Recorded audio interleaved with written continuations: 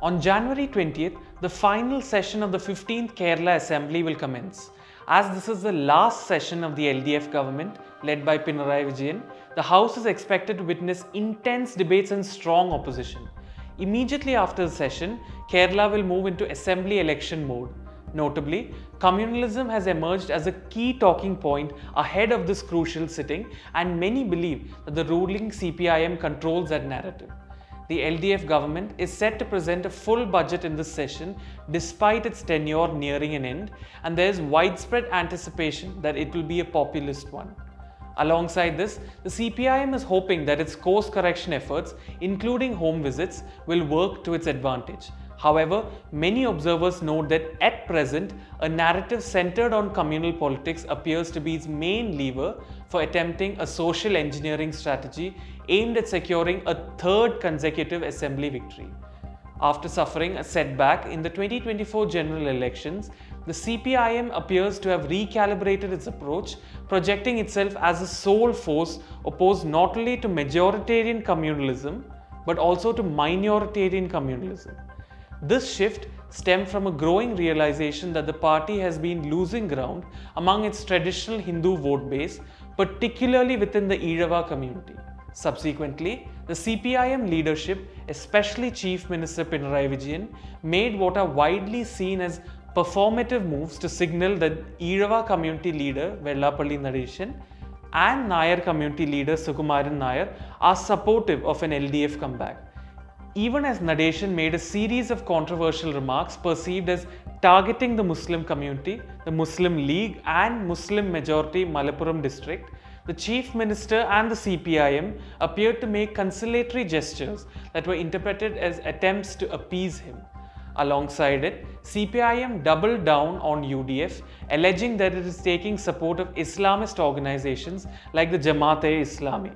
The party equated Jamaat's Islamist politics with RSS majority communalism and claimed the UDF whitewashes Jamaat to salvage its position.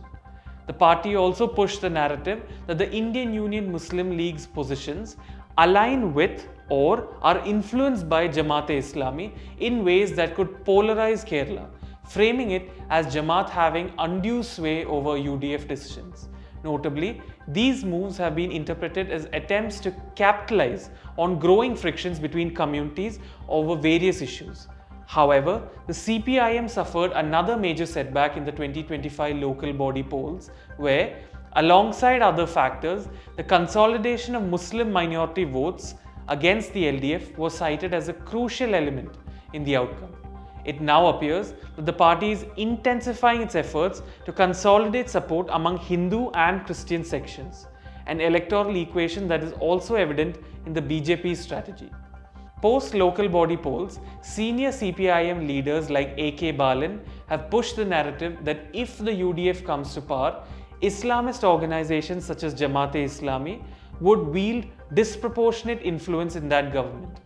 At the same time, community leaders like Vellapalli Nadeshan have continued to blame the Muslim League and the Muslim community for the problems faced by Hindu communities, remarks that many interpret as indirectly aiding the CPIM's political strategy. Chief Minister Pinarayi Vijayan has reportedly defended Balan's controversial comments while remaining silent on Nadeshan's statements.